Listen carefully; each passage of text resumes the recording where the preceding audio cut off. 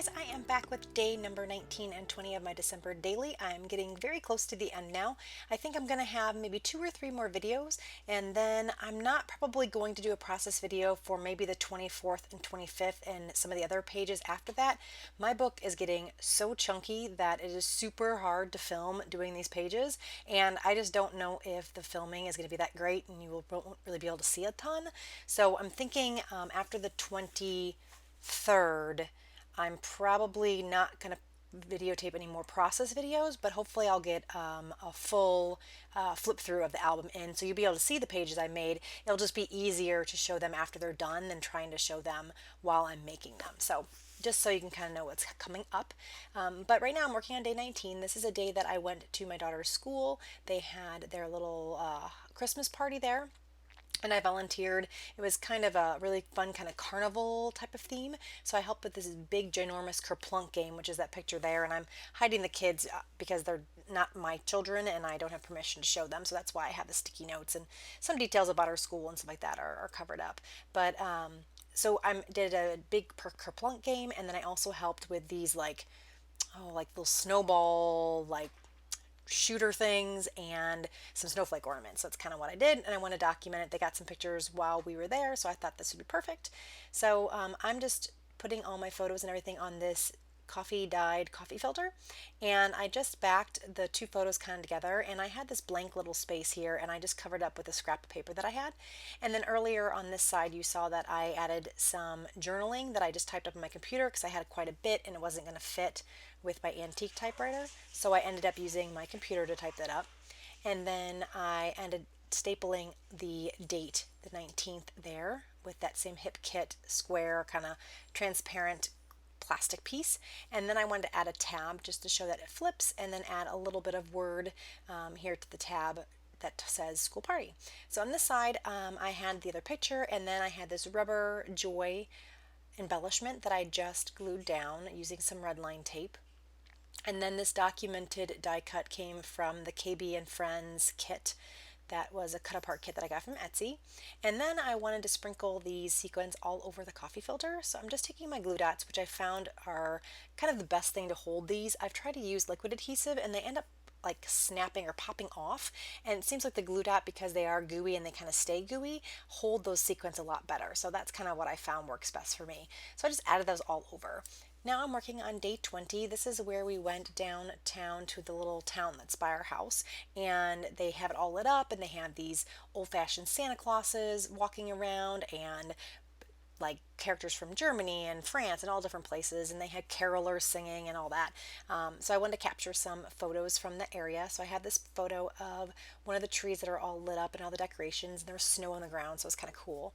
And then I have another picture of a horse that you'll see in a little bit. But right now I'm just working here. This doily that's under here is another one from Little Bindi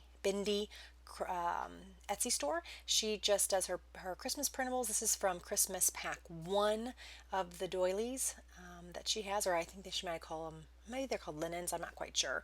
But it's from Little Bindi, and I'll try to remember to put the information below in the description.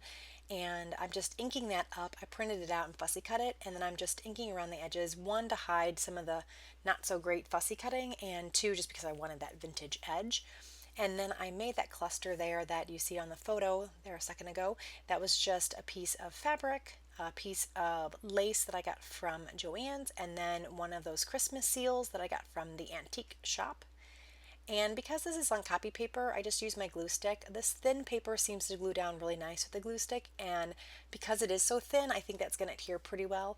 I think if it was a thicker cardstock, I would be using a more liquid glue or a stronger adhesive, but I think that the glue stick works great there. So I just backed my photo on some dark green paper, and then I used some gold thread in my sewing machine to do a zigzag stitch. And because there's a lot of gold tones in the photo, I thought the gold stitching would work really well with these. I did add a little bit of editing to the photo because it was such a dark photo. I did have to brighten it up, and it added these pretty golden tones. So I thought that gold stitching was really good on there.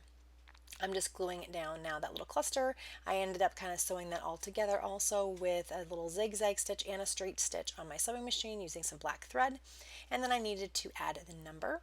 This is one of the Tim Holtz little numbers that I had, and I'm just simply going to tie a little bow on this metal piece, and then I'm going to use my glue dots to adhere it. Again, that's another good time to use those glue dots is when you have these like heavier or like more plastic or metal embellishments. Those glue dots come in handy really well.